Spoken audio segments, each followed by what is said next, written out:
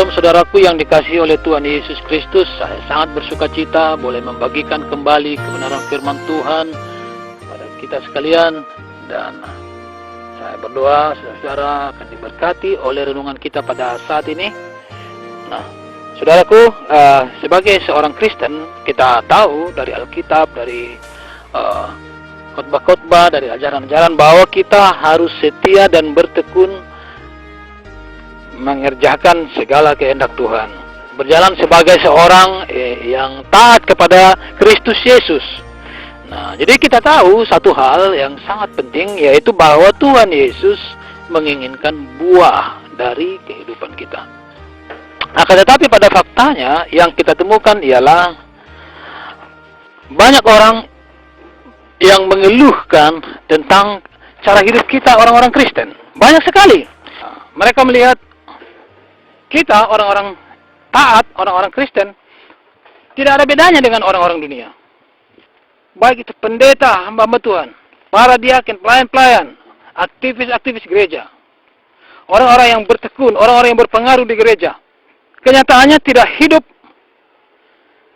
seperti yang digambarkan oleh Injil. Tidak ada bedanya dengan orang-orang dunia, dan menjadi batu sandungan bagi banyak orang. Memang sih dalam beberapa hal kita berbeda dari orang dunia. Ya, orang dunia merokok, kita tidak merokok. Orang dunia minum-minum, mabuk-mabukan, kita tidak seperti itu. Orang dunia saat ngobrol-ngobrol bercanda, mereka bercandanya dengan bahasa sampah, dengan bahasa cabul. Kita tidak bercanda seperti itu. Dalam hal seperti itu, memang kita berbeda dari orang-orang dunia. Tetapi yang membuat mereka tersandung adalah karakter kita yang tidak berbeda dari orang-orang dunia. Bahkan banyak sekali orang dunia lebih baik daripada kita dalam hal karakter. Nah, jadi saya beritahu kepada saudara saat ini, bukan menjauhi minuman, tidak merokok. Bukan itu saja yang dimaksudkan Tuhan sebagai buah roh yang harus kita hasilkan. Bukan. Itu bukan buah roh. Itu namanya buah agama. Buah ketaatan religius. Tetapi yang dimaksud dengan buah roh ialah karakter kita. Nah ini yang seringkali tidak ditemukan dari kita dan membuat orang-orang dunia yang baru belajar untuk menjadi pengikut Kristus, yang mereka lihat dan mereka tersandung dan akhirnya mereka menjauh. Kenapa? Mereka lihat kita sombong, kita angkuh, kita penuh dengan persaingan dan kita memandang rendah, saling mencibir. Di gereja kita dilihatnya kita saling bersikut-sikutan, saling bersaing, kita saling mengata-ngatai satu sama lain, tidak mengampuni. Tapi kita melayani, kita menjadi singer, kita menjadi pemimpin pujian, kita menjadi pendoa syafaat, kita menjadi penginjil, kita menjadi seorang pelayan di gereja, aktivis gereja. Itulah yang sering dikeluhkan. Dan itulah yang banyak terjadi di kalangan kita. Bahkan di kalangan para pendeta, saudara. Kenapa hal itu bisa terjadi? Karena kita tidak hidup di dalam pola rohani yang benar. Nah, ada beberapa pola rohani yang dikerjakan oleh umat Tuhan. Yang paling umum dikerjakan, pola yang paling umum yang dipakai oleh orang-orang Kristen adalah dengan bersandarkan kepada kekuatan yang dia peroleh saat doa pagi. Saat doa pagi, kita berdoa kepada Tuhan. Oh Tuhan Yesus Kristus, terima kasih buat semuanya. Dan hari ini aku masuki kehidupanku, kehidupan hari ini. Berikanlah aku kekuatan supaya aku senantiasa bisa hidup di dalam kebenaran-Mu, sesuai dengan kehendak-Mu. Nah, setelah kita berdoa pagi, lalu kita masuki hari kita. Dan beberapa waktu lamanya kita terlihat sangat fresh, sangat rohani, sangat segar, penuh dengan keceriaan. Kita terlihat begitu manis. Tapi beberapa jam kemudian, misalnya siang hari, kita mulai berubah. Kekuatan kita letih dan kita drop. Kenapa? Karena hari itu, siang itu, misalnya kita dihantam satu cobaan masalah yang besar, yang segera memakan habis kekuatan kita.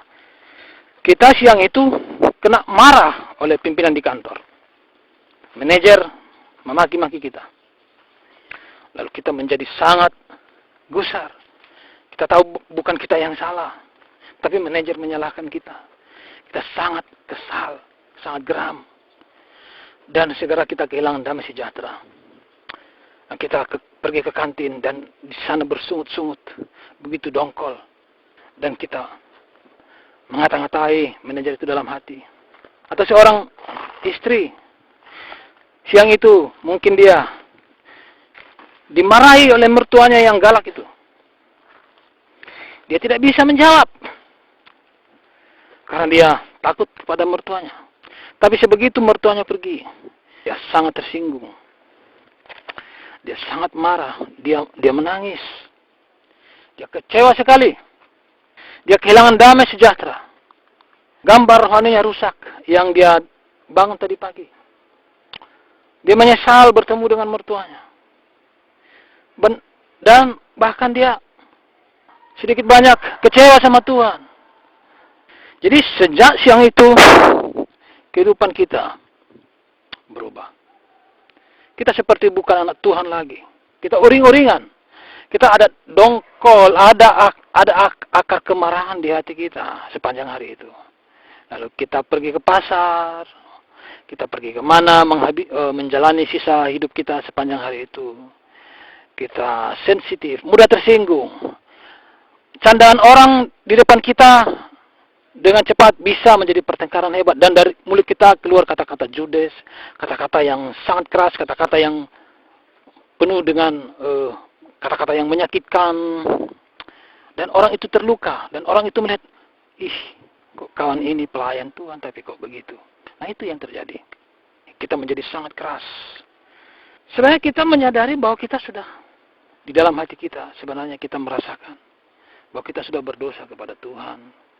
Dan kita menyalahkan diri kita sendiri. Kenapa aku begini? Kenapa aku begini?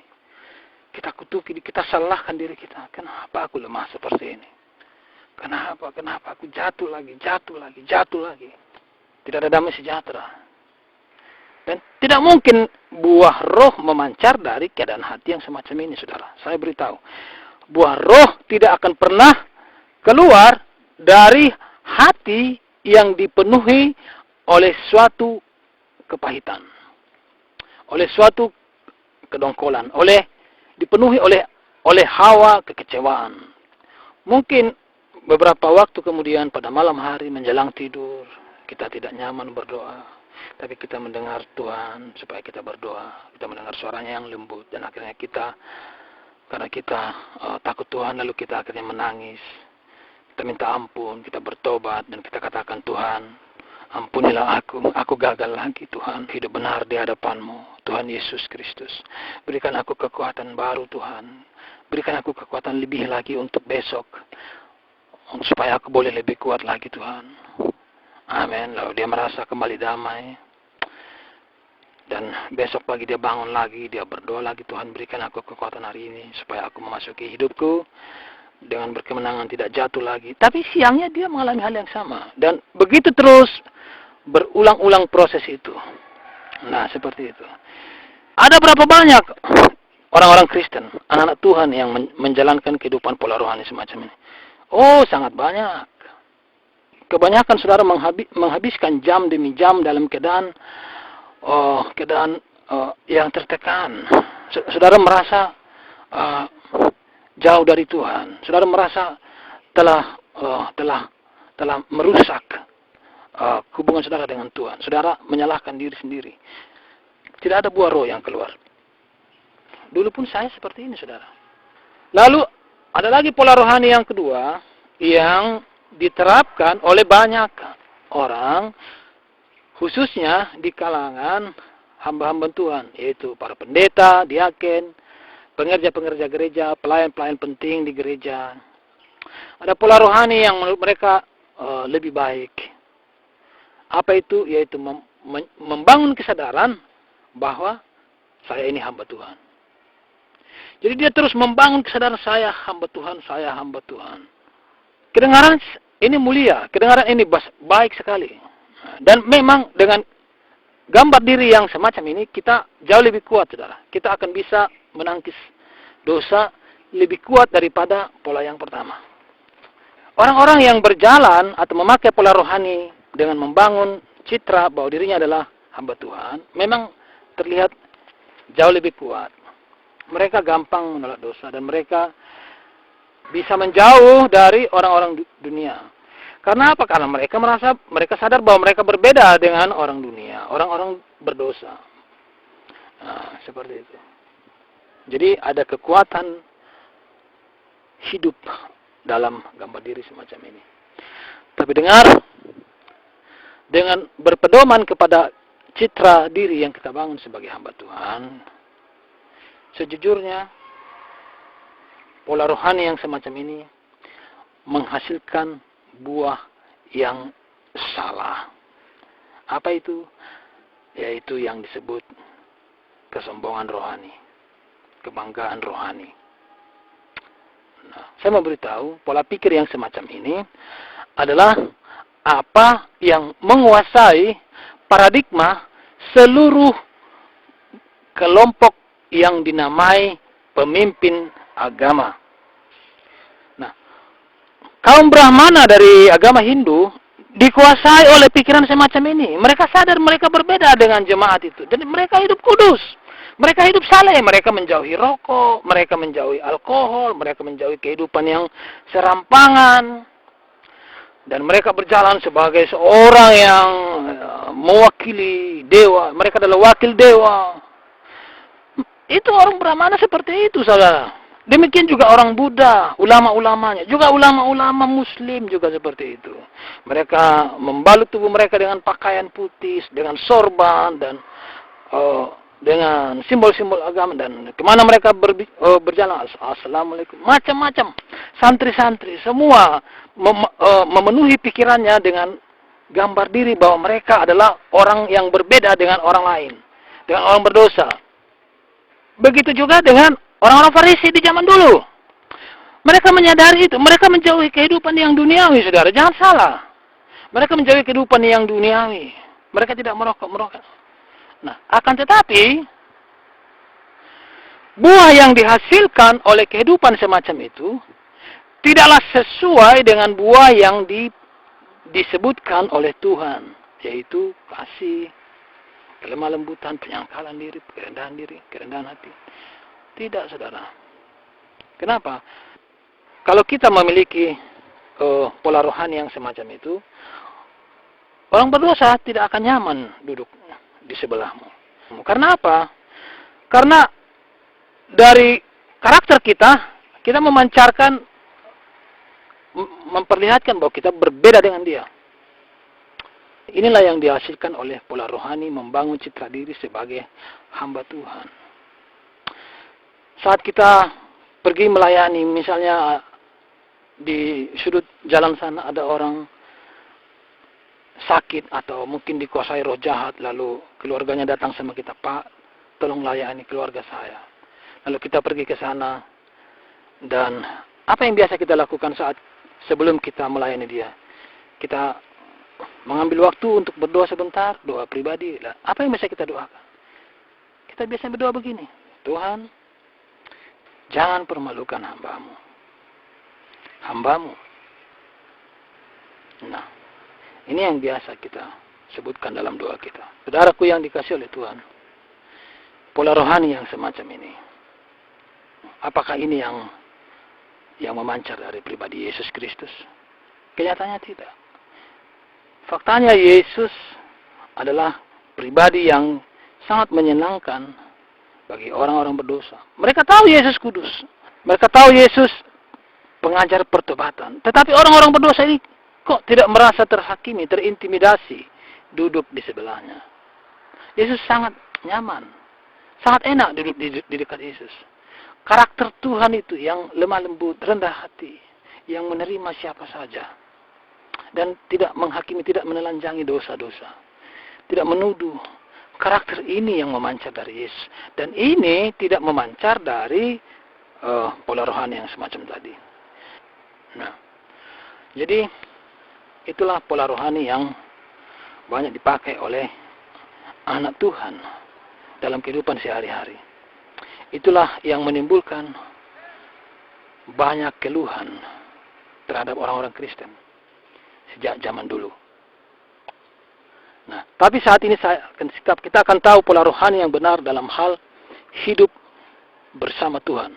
Pola rohani yang benar adalah saudara percaya kepada janji kasih karunia Allah, yaitu Immanuel. Janji penyertaan Tuhan. Inilah kekuatan kita. Nah, jadi Allah telah berjanji bahwa Ia akan menyertai kita. Inilah yang disebut dengan Immanuel. Dan Immanuel ini adalah kandungan kasih karunia yang luar biasa. Nah, tetapi seringkali luput dari pemahaman kita, luput dari perhatian kita.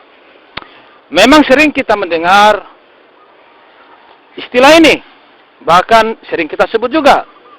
Bahkan banyak orang di sekitar kita terbiasa dengan nama Immanuel. Banyak orang-orang Kristen memiliki nama Immanuel. Ada Immanuel Sitompul, ada Immanuel Hutagalung, macam-macam. Immanuel ini, Immanuel itu. Kita akrab dengan istilah Immanuel ini. Tapi kita hanya sekedar menjadikannya sebagai retorika lidah saja, masih di taraf itu. Kita kurang merenungkannya. Demikian juga para pendeta, para pengkhotbah, para pengajar jarang membahasnya secara mendalam. Padahal Immanuel, janji Immanuel Allah itu mengandung satu berkat yang luar biasa. Itu adalah sumber dari kekuatan kita. Itu adalah sumber dari damai sejahtera kita. Nah, saudaraku yang dikasihi oleh Tuhan, jadi ketahuilah satu fakta alam roh, yaitu bahwa Tuhan senantiasa menyertai saudara. Ini adalah janji Immanuel. Dan ini telah digenapi oleh Kristus Yesus. Jadi Immanuel itu adalah Yesus. Allah yang menyertai itu adalah Yesus Kristus. Nah, ini dia. Dengar. 24 jam satu hari, sesungguhnya Yesus selalu bersama dengan Anda, menyertai Anda, ada di sebelah Anda. Dia ada di samping Anda. Bahkan detik ini juga, saat engkau mendengarkan renungan ini, dengar, di sampingmu juga ada Yesus. Dan saya berbicara seperti ini, di samping saya ada Yesus. Yesus mendengar yang saya katakan. Demikian juga Yesus melihatmu, mendengar perkataan ini. Nah, saudaraku, ini yang sedikit diimani oleh orang-orang Kristen. Ini yang sedikit sekali kita renungkan, sedikit sekali kita pahamkan, dan sedikit sekali kita resapi, kita imani di dalam hati kita. Maka sejak hari ini, saudaraku yang dikasihi oleh Tuhan Yesus, dengarlah dan ingat-ingatlah selalu. Di sebelahmu ada Yesus Kristus. Kemanapun engkau pergi, Yesus melihat semuanya. Apa yang kau lakukan, apa yang kau kerjakan, Yesus melihat semuanya. Nah, jadi saudaraku, kekuatan kita untuk hidup, mengerjakan kehendak Allah, hidup di dalam kehendak Allah, bukanlah dengan citra diri, bukanlah dengan berpedoman kepada citra diri yang kita bangun di dalam pikiran kita. Bukan. Tapi dengan citra Yesus. Tapi dengan memandang kepada Yesus. Dengan berfokus kepada Yesus. Oh, Yesus ada di sebelah saya. Nah, jadi kita mengenal kebaikan Tuhan. Dia Tuhan yang penuh dengan kasih. Yesus adalah Allah kita yang lemah lembut, yang rendah hati. Dia adalah Allah kita yang penuh pengampunan. Nah, jadi kita kenal Dia, dan kita tahu apa yang Dia inginkan, apa yang Dia ajarkan, apa yang Dia kehendaki dari kita. Dan ketika kita mengalami sesuatu, dan ketika hendak memberi reaksi terhadap peristiwa itu, kita tidak lagi bereaksi begitu saja menurut apa yang ada di pikiran kita, tapi lebih dulu mata kita akan tertuju kepada Yesus yang ada di sebelah kita. Saat kamu teringat ada Yesus di sebelahmu, maka ketika terjadi sebuah peristiwa yang mungkin buruk menimpamu, Anda tidak akan langsung lagi bereaksi secepat kilat, tapi Anda akan memandang kepada Yesus. Dia ada di situ. Dan ketika Anda melihat kepada Yesus, Anda pun tahu reaksi apa yang harus Anda berikan. Jadi pancaran Kristus Yesus itu mengajari Anda reaksi, mengingatkan Anda kepada firman-Nya, reaksi apa yang harus Anda berikan terhadap peristiwa itu. Ya. Anda melihat Yesus dan yang Anda tahu, Anda ingat Tuhan mengajarkan kasih, Tuhan mengajarkan pengampunan, Tuhan mengajarkan penyangkalan diri.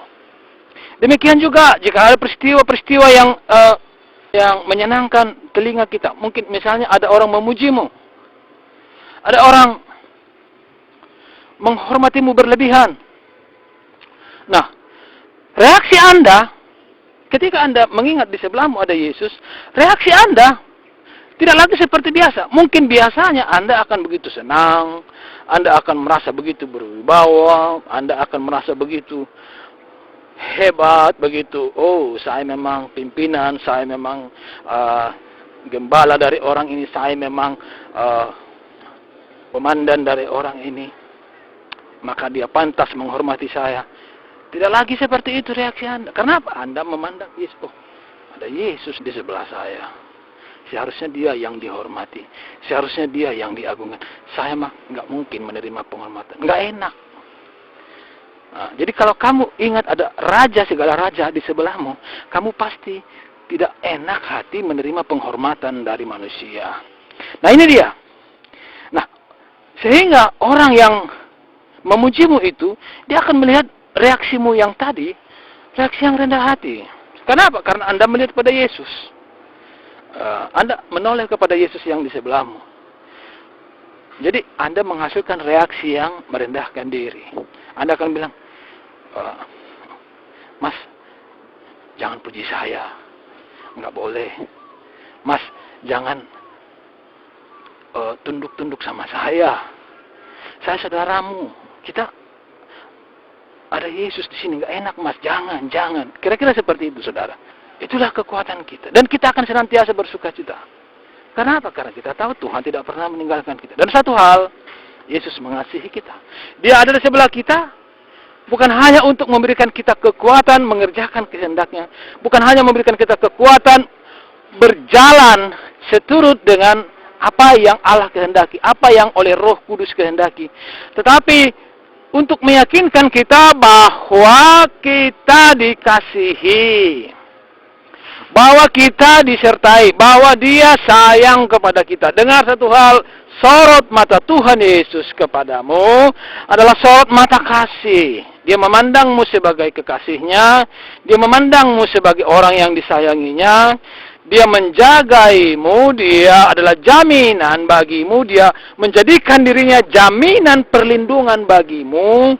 Dia ada standby di situ untuk melindungimu dari segala serangan, untuk melindungimu dari segala mara bahaya, untuk melindungimu dari segala pencobaan, untuk mengalahkan kuasa kegelapan, untuk mengusir, menghalau segala roh pendakwa yang mencoba-coba menyerangmu. Yesus ada di sebelahmu, bukan hanya untuk menuntunmu, bukan hanya untuk menggembalakanmu mengerjakan kehendak-kehendak Allah, tapi juga untuk memberikan kepadamu damai sejahtera karena kasih-Nya. Amin. Saudaraku yang dikasihi oleh Tuhan Yesus, inilah pola rohani yang seharusnya kita kembangkan, kita dimiliki oleh seluruh kita orang-orang Kristen. Kalau kita berjalan dalam pola rohani ini, yaitu mengingat-ingat bahwa Yesus ada di sebelah kita. Pola rohani yang percaya kepada Immanuel, kepada kasih karunia Allah yang luar biasa itu, di mana Dia telah bersama-sama dengan kita 24 jam satu hari. Buahnya adalah kita akan merendahkan diri di hadapan semua orang. Kita mengampuni. Kita bersabar. Kita tidak akan berani melakukan yang aneh-aneh. Saat kita nonton TV, di sana ada adegan yang kurang sopan, dan kita tahu ada Yesus di sebelah kita, kita pasti risih menonton itu lagi. Selama ini kita merasa sendirian saat menonton TV. Lalu kita menonton TV ada macam-macam goyang-goyang di sana, saudaraku, dan karena tidak ada istri kita, tidak ada anak kita, tidak ada mertua kita, kita sendirian di situ. Nah, kita menikmati tontonan itu. Luar biasa. Tapi ketika kita ingat Yesus persis di sebelah kita menonton apa yang kita tonton itu, kita pasti tidak enak. Lalu ada Tuhan. Lalu kita ganti channel. Saudaraku, ketika kita tahu, ketika kita sadar, ketika kita ingat ada Yesus di sebelah kita, dengar satu hal, otomatis Anda pasti akan melakukan sensor kepada dirimu sendiri. Anda akan menyensor segala hal yang engkau kerjakan. Dan itu akan menghasilkan buah yang manis yang akan dirasakan oleh orang lain. Kita juga akan mengerti bagaimana caranya berdoa yang benar, yaitu berdoa dengan iman. Nah, jadi saudaraku, saya percaya bahwa setelah Anda mendengar renungan ini, cara Anda berdoa akan berubah. Selama ini banyak atau kita terbiasa berdoa seperti orang yang agamawi, orang yang menonjolkan diri, menonjolkan kebaikan kita di hadapan Tuhan, orang yang menonjolkan sikap-sikap rohani yang kita pikir benar, tetapi tidak seturut dengan fakta alam roh. Maksud saya begini, kita sering berdoa dengan berkata, Tuhan datanglah, Tuhan tolonglah aku. Oh Tuhan Yesus, belas kasihani, tolonglah, datanglah kepadaku. Sejak hari ini saudara tidak akan pernah lagi berdoa seperti itu. Kenapa? Karena Anda sudah tahu, Yesus sudah ada di sebelah Anda. Selama ini Anda hanya kurang tahu. Selama ini Anda hanya mengabaikan saja. Anda tidak percaya, Anda disertai. Nah, tapi sejak hari ini Anda akan berdoa dengan mengucap syukur. Ketika ada satu hal yang menakutkan, Anda mengucap syukur. Tuhan, terima kasih Engkau memberikan aku ketenangan, kedamaian. Karena aku percaya dan aku merasakan Engkau ada di sebelahku. Amin. Nah, jadi berdoa dengan iman, itu yang menyenangkan hati Tuhan, saudara. Begitu juga saat kita beribadah, kita tidak lagi harus berkata, misalnya kita pemimpin ibadah, tak perlu kita lagi berkata kepada seluruh jemaat, mari saudara, angkat tanganmu, kita mengundang Tuhan hadir di tengah-tengah ibadah kita. Enggak perlu lagi, saudara. Tuhan tidak membutuhkan undanganmu. Tuhan membutuhkan imanmu untuk menyadari, untuk percaya bahwa Dia ada, sudah hadir. Dengar, bukan Anda yang lebih menyukai ibadah daripada Tuhan. Tuhan Yesus jauh lebih menyukai ibadah daripada kita. Bahkan kita kadang-kadang masih suka malas datang ke ibadah. Masih memaksa-maksakan diri datang ke ibadah. Tapi Tuhan Yesus Kristus, Dia sudah lebih dulu hadir di situ. Yesus sudah lebih dulu hadir di tempat ibadahmu sebelum satu orang pun di antaramu hadir. Sebelum penerima tamu hadir, Yesus sudah hadir lebih dulu di situ. Lalu Dia melihat, ketika kamu ada, oh anakku sudah datang. Dia lihat ke sebelah sana, oh itu anakku si Anu sudah datang juga. Dia bersuka cita. Amin. Nah, jadi bukan kita yang mengundang Yesus. Yesus yang mengundang kita datang. Amin. Jadi kita merasakan sedapnya ibadah itu. Ketika kita ingat Yesus ada bersama-sama dengan kita senantiasa, kita merasakan sedap. Kita merasakan hadirat Tuhan. Begitu juga kita tidak akan lagi berdoa misalnya, oh Tuhan Yesus, temanilah aku. Tuhan Yesus, jagailah aku. Enggak perlu lagi. Kenapa? Karena memang dia sudah melakukan itu. Nah, jadi doa yang benar, doa yang seturut dengan iman kepada Immanuel adalah mengucap syukur. Kita berdoa, Tuhan terima kasih Engkau menemani aku. Tuhan Yesus terima kasih Engkau menyertai langkahku. Tuhan Yesus terima kasih Engkau mendampingi aku. Nah, itu doa yang benar. Itulah doa iman. Doa yang rendah hati. Doa yang mengucap syukur. Doa yang menyenangkan hati Tuhan. Jadi imanmu akan Dia, imanmu akan penyertaannya, imanmu akan kesetiaannya kepadamu, itulah yang menyenangkan Tuhan. Saya percaya setiap orang yang mendengar renungan ini, mulai hari ini akan mengubah cara-cara berdoanya. Saudara akan mengalami perubahan rohani yang luar biasa. Saya percaya Tuhan Yesus memberkati saudara. Oh haleluya, haleluya. Apa yang dapat memisahkanku dari kasih-Mu Tuhan sahabatku? Kelaparankah, ketelanjangankah, tak satu pun, tak satu pun. Apa yang dapat memisahkanku dari kasih-Mu Tuhan?